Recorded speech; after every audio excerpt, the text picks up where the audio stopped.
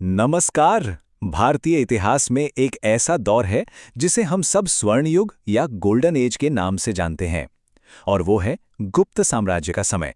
एक ऐसा वक्त जब कहते हैं कि कला, विज्ञान और संस्कृति सब कुछ अपने चरम पर था।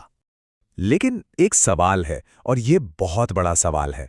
क्या ये स्वर्ण युग सच में हर किसी के लिए सुनहरा था? क्या इसकी चमक समाज के हर कोने, हर इंसान तक पहुंची थी? बस आज की हमारी पूरी पड़ताल इसी सवाल के आसपास घूमेगी। तो चलिए जरा गहराई में उतर कर देखते हैं। तो सबसे पहले ये समझते हैं कि आखिर इसे स्वर्ण युग कहा ही क्यों जाता है। ये उपाधि आई कहां से? चलिए पहले उन वजहों पर नजर डालते हैं जो इस दौर को इतनी बड़ी पहचान देती हैं। देखिए, जब भी इतिहासकार गोल्डन एज की बात करते हैं तो उनका मतलब एक ऐसे समय से होता है जहां शांति हो, खूब तरक्की हो और साथ ही कल्चर और साइंस में कमाल की उपलब्धियां हासिल हुई हों। और भारत के इतिहास में गुप्त साम्राज्य को इसका सबसे सटीक, सबसे बड़ा उदाहरण माना जाता है। तो फिर कौन सी थी वो उपलब्धियां? क्या था ऐसा खास जिसने इस दौर को महान बना दिया? चलिए देखते हैं। क्योंकि ये सच में एक तरह का इंटेलेक्चुअल और कल्चरल एक्सप्लोजन था। और इसकी शुरुआत हम करेंगे एक नंबर से। एक ऐसा नंबर जो टेक्निकली कुछ भी नहीं है, पर उसके बिना आज कुछ भी नहीं होता। जी हां, हम बात कर रहे हैं शून्य यानी जीरो की। इसी गुप्त काल में महान आर्यभट्ट ने दुनिया को शून्य का कॉन्सेप्ट दिया था। जरा सोचिए, जीरो के बिना ना कंप्यूटर होते, ना स्मार्टफोन, ना ही आज की पूरी डिजिटल दुनिया। ये उस जमाने की एक ऐसी खोज थी जिसने सचमुच पूरी दुनिया को हमेशा हमेशा के लिए बदल के रख दिया। और कमाल की बात यह है कि आर्यभट्ट अकेले नहीं थे। चंद्रगुप्त द्वितीय के दरबार में तो मानो एक ड्रीम टीम थी, जिसे नवरत्न कहा जाता था। मतलब अपने अपने फील्ड के 9 सबसे बड़े दिग्गज एक ही जगह पर। इन्होंने मिलके ज्ञान विज्ञान को कहां से कहां पहुंचा दिया। और ये तो सिर्फ साइंस की बात हुई, कला और साहित्य का तो पूछिए ही मत।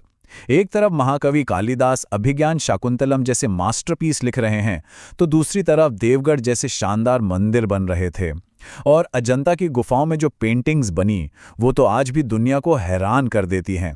मतलब एक ऐसी विरासत जो आज तक जिंदा है। अब सवाल ये है कि ये कल्चरल एक्सप्लोजन हुआ कैसे? देखिए, किसी भी समाज में इतनी तरक्की तभी होती है जब वहां स्थिरता हो, एक मजबूत शासन हो। और इसका श्रेय जाता है गुप्त साम्राज्य के महान शासकों को। कहानी शुरू होती है चंद्रगुप्त प्रथम से, जिन्होंने साम्राज्य की नींव रखी। लेकिन असली गेम चेंजर साबित हुए उनके बाद के शासक। पहले आए समुद्रगुप्त, जिन्होंने अपनी जीतों से साम्राज्य को बहुत बड़ा बना दिया। और फिर उनके बेटे चंद्रगुप्त द्वितीय, जिन्होंने साम्राज्य को उसकी सबसे ऊंची बुलंदियों पर पहुंचाया।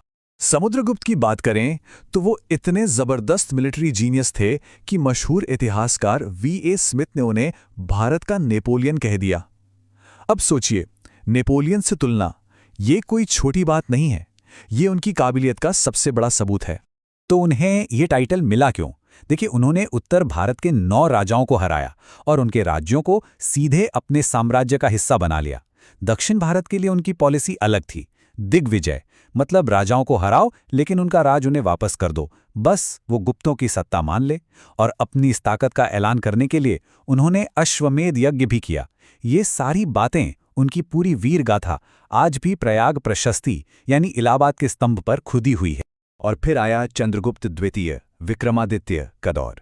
ये वो समय था जब गुप्त साम्राज्य अपनी ताकत, अपनी दौलत और अपनी सांस्कृतिक चमक के बिल्कुल पीक पर था। कह सकते हैं कि स्वर्ण युग की जो तस्वीर हम देखते हैं, वो असल में इसी दौर में पूरी हुई। तो ये तो हुई कहानी का एक पहलू, शानदार, चमकदार। लेकिन अब कहानी का रुख थोड़ा बदलते हैं।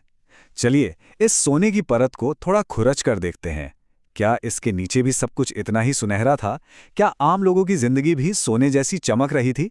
और यहीं पर हमें एक बड़ा विरोधाभास देखने को मिलता है। एक तरफ तो दिमागी आज़ादी थी, साइंस तरक्की कर रहा था, कला का जश्न मन रहा था। लेकिन दूसरी तरफ समाज के अंदर का ढांचा वो ज्यादा कठोर होता जा रहा था। हुआ ये कि जो वर्ण व्यवस्था थी वो और भी ज्यादा सख्त हो गई। समाज में महिलाओं की स्थिति पहले से गिरी। और यहीं हमें सती प्रथा का पहला लिखित सबूत मिलता है। और बाल विवाह जैसी कुप्रथाएं भी इसी दौर में पनपने लगीं। अब ये बातें उस स्वर्ण युग की चमक पर एक सवालिया निशान जरूर लगाती हैं। अच्छा, हमें ये सब पता कहाँ से चला? इसका एक बहुत बड़ा सबूत है चीनी यात्री फाहियान। वो इसी दौर में चंद्रगुप्त द्वितीय के समय भारत आए थे और उन्होंने जो कुछ देखा वो सब लिखा। उनके लिखे हुए से हमें एक बाहरी व्यक्ति की नज़र से उस समाज की असल तस्वीर देखने को मिलती है। तो सवाल उठता है कि इतना शानदार, इतना शक्तिशाली साम्राज्य आखिर गिरा कैसे? क्योंकि हर चीज जो ऊपर जाती है वो नीचे भी आती है, और गुप्त साम्राज्य के साथ भी यही हुआ। इसके पतन के पीछे एक नहीं बल्कि कई कारण थे। सबसे बड़ा कारण था बाहर से हूणों का लगातार हमला, जिसने साम्राज्य को बुरी तरह से कमजोर कर दिया। फिर साम्राज्य के अंदर ही छोटे छोटे सामंत और राजा ताकतवर होने लगे, जिससे केंद्र की शक्ति घट गई।